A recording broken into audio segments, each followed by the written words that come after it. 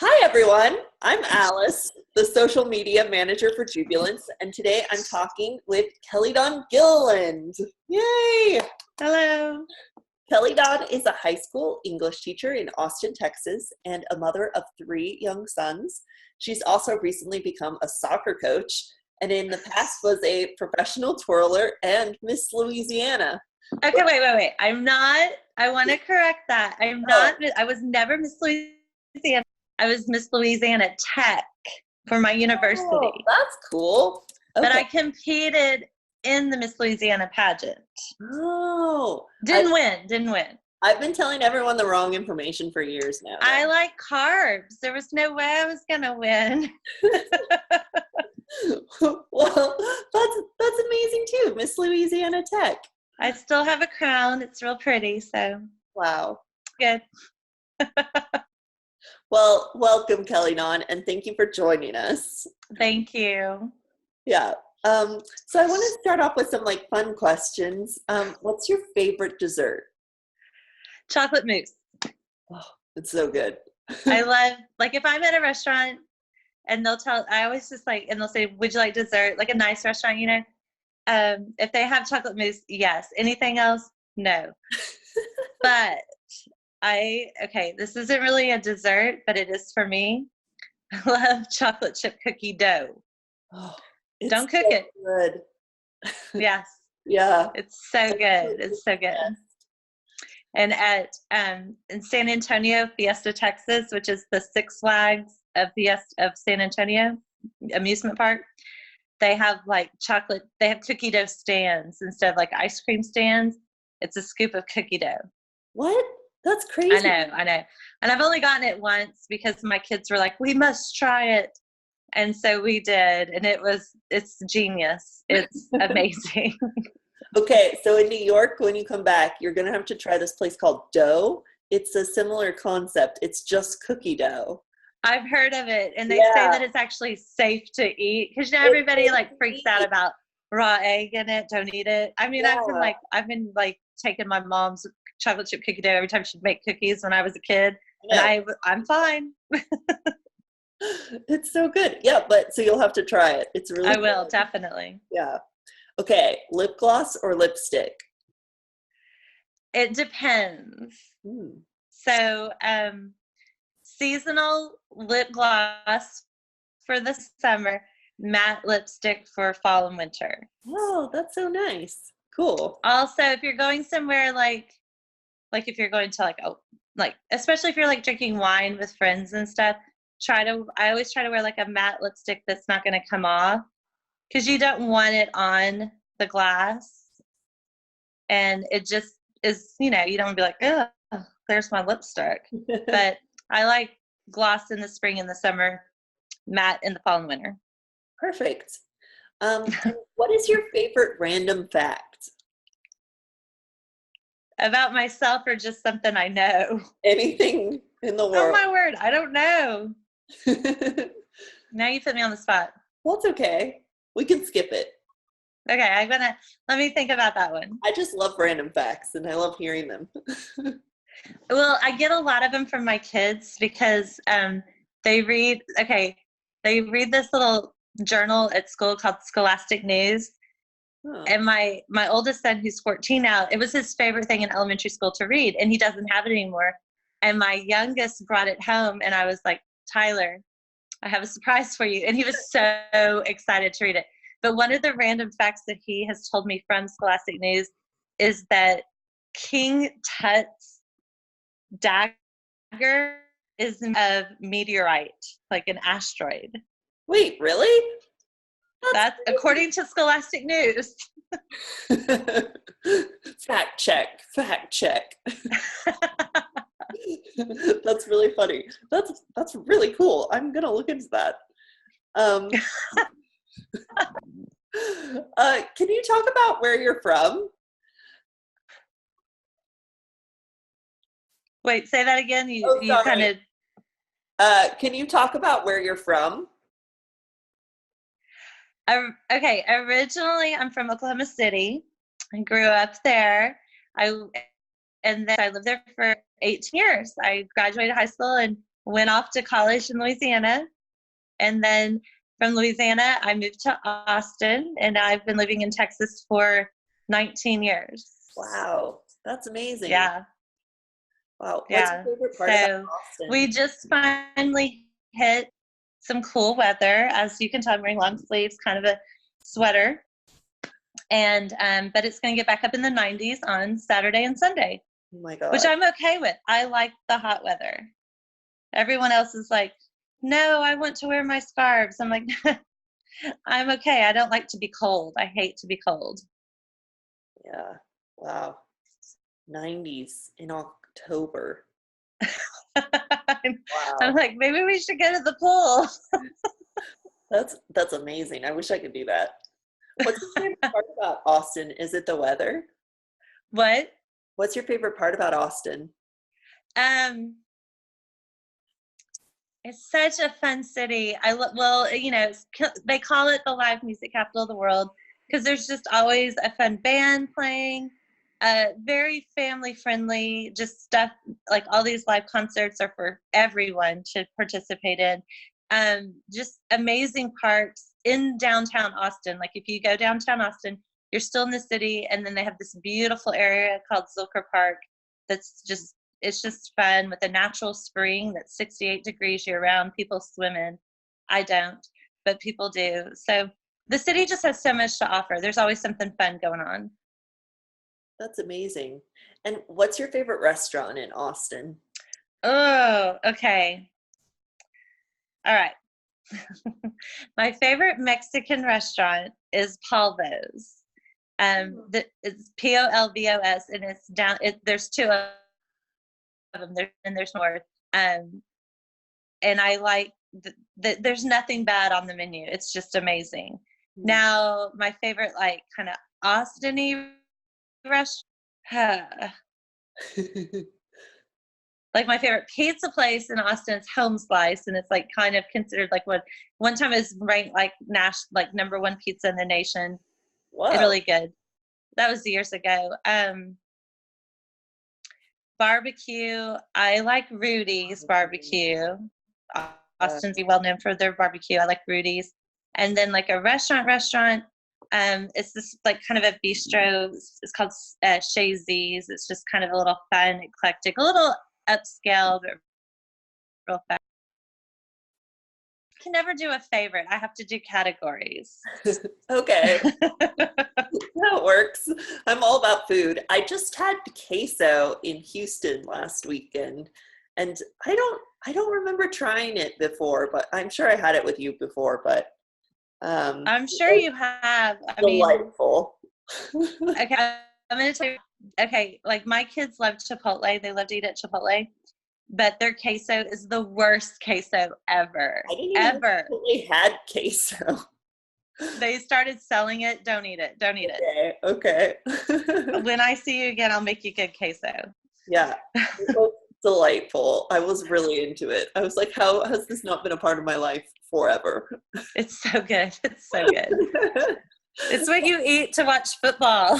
Come on. Incredible. Can you talk about becoming a teacher? What made you want to become an English teacher? I don't know. I never had that aha moment. I like the epiphany where the heavens opened up and said, you're going to be a teacher. I just kept trying different things when I was in college, and I just had a passion for literature, and it just kind of made sense to me. And I've been doing it forever. And every year I learn something new about teenagers, and I learned something new about myself. So it's definitely enlightening, and it's fun. And I'm not going to lie, I love my vacation time. I get great vacation time. What's your favorite book you guys have read in one of your classes? Right now, for my AP students, we're reading Pride and Prejudice, which is always my favorite classic book. And it's funny that you asked me this, because today, and it wasn't even during class, we have kind of it's like a break time or homeroom or tutorial, or just it's kind of a break during the day. And the students get about 40 minutes, and they can like go to make up a test somewhere, or just take a nap in a class, or do whatever they need, do homework, whatever. So I had some of my AP students were in my classroom, and just some of my on-level students. And then they started talking about Pride and Prejudice, and they're only on but they finished reading volume 1. And, this is the part where Darcy is such a jerk. And they are just like, and it was 2 boys, 2 males are just like, I just want to punch him in the face. He is horrible. And then one of them was like, but Elizabeth knows he likes her. And the other boy was like, no, it says she is unaware of his feelings. Like, he's like quoting it. And the other kid's like, no. She's playing him. She is playing hard to get. And I mean, and this conversation was just, and then the girls in the room, they were like, I cannot, and one of them had already read the book. She knows everything. And she's like, I don't even want to have this conversation with you about Darcy and Elizabeth. You just don't even know. You don't know. And it's just so funny and adorable how they get into it. And you never thought that they would. And of course, when I handed them the book, they were all like, oh, this is going to be terrible. And it's a timeless story, because it's gossipy love and marriage, and it could be placed in any time period. And they realize that. Oh, so that's awesome. It's fun. Oh, that's an amazing story. That's my dad's favorite book, actually, Pride and Prejudice. Is it? Yeah. That's funny. I can. Yeah. He reads it like once a year. He thinks he's Mr. Darcy. It's really nice. Yeah. That's his movie of choice. When I was last home, he asked, like, do you want to watch the Pride and Prejudice, like the long, like, mini series? And I was like, no, Dad, I really don't. Okay, I was about to say, I hope it's not the Keira Knightley one, because I don't like that version. I love that version so much more. Oh, no. They ruined the best scene in that version. Why? What do you mean? The scene where Darcy proposes, and like in the book, he proposes to her, and it's such a cold, horrible proposal, like that she's just, you're not good enough for me, but I want to marry you anyway. And then she's just kind of like, rips him apart. I mean, makes him less of a man when he is leaving the room, and he is just like, he is heartbroken. And the Keira Knightley one, they're about to kiss, and they have all this ridiculous chemistry. There should be zero chemistry in that scene. It should be Elizabeth Bennet, this empowering female, just telling this idiot man how it is. Like, no, I'm sorry. You're a moron. I haven't read the book in so long, and now I want to pick it up again because I don't remember that part. You should. That's the best scene ever. It's the best scene ever. I love it. Yeah. Speaking of that, can you talk about like what being female means to you? I know it's like a definition that's kind of ever evolving and changing, and like you learn more about yourself every year, you said. I definitely do. To be honest, being a female is hard. It's hard, and like, for me, I'm a single mom with 3 kids, but I'm not just a single mom. I'm a widowed mom. So that makes it even harder. And I'm raising these little boys, and I'm like, but I wouldn't have it any other way. I mean, I would have it with my husband, of course, but I wouldn't have, I couldn't see my life without my 3 boys ever. But it's exhausting, and it's hard, and it's all beautiful all at the same time.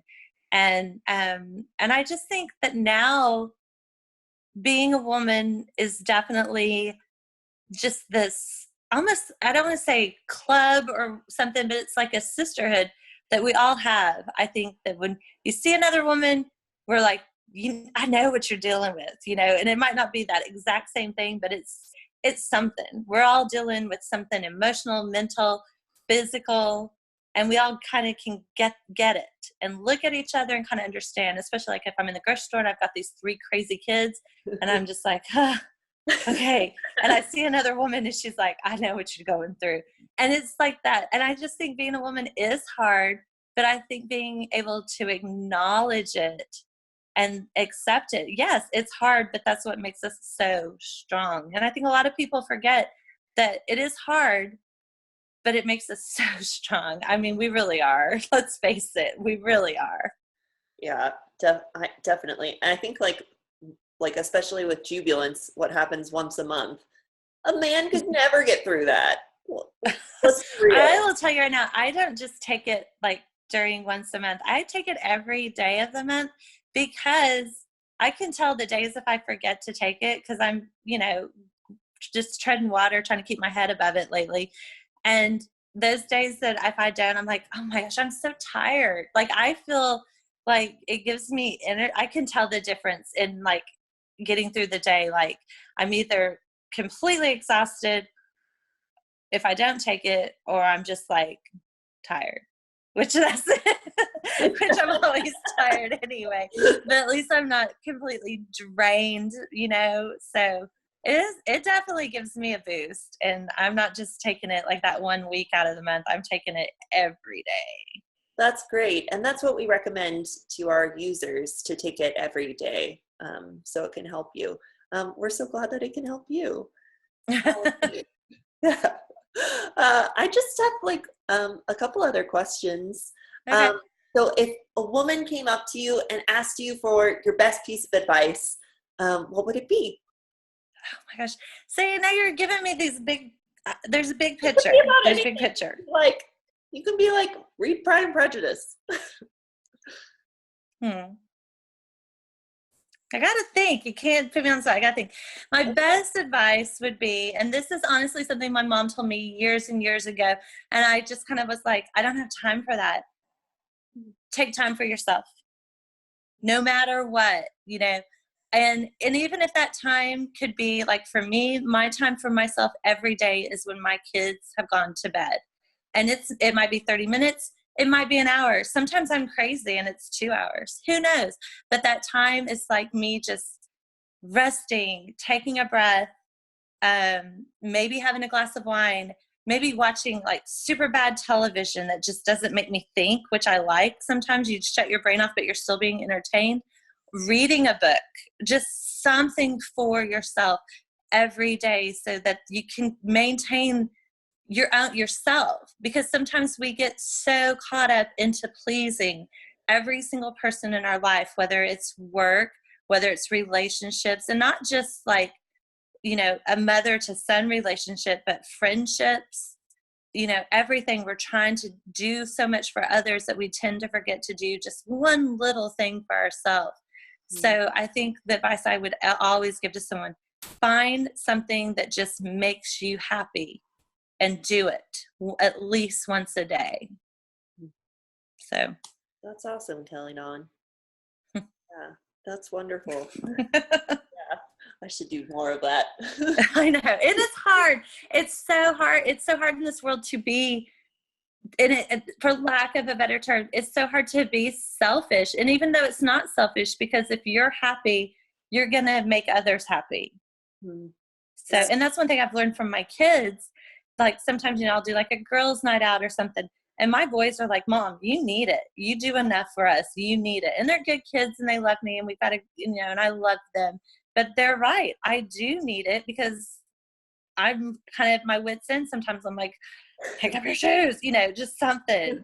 And sometimes I just need that break. And we all do, no matter whatever stage we are in life. If you're in college, if you're in high school, if you're just a single girl out on the town in New York, whatever it is, we all need something for ourselves every once in a while. And there's nothing wrong with that. And people need to stop feeling guilt from it. And others need to stop making us feel guilty about it as well. That's very true. Yeah. Is there anything else you'd like to add? I don't know. This was great. It was so nice to get to talk to you. Thank you. It's so weird. I will say this is so different for me. Plus I'm at like a weird angle, and this is like after full day of teaching, taking kids to dentist practice and trying to get like my happy time, a 30-minute workout. That's about it. That's great. That's awesome. Yeah. Thank you for being on. Oh, thank you. Have a good night.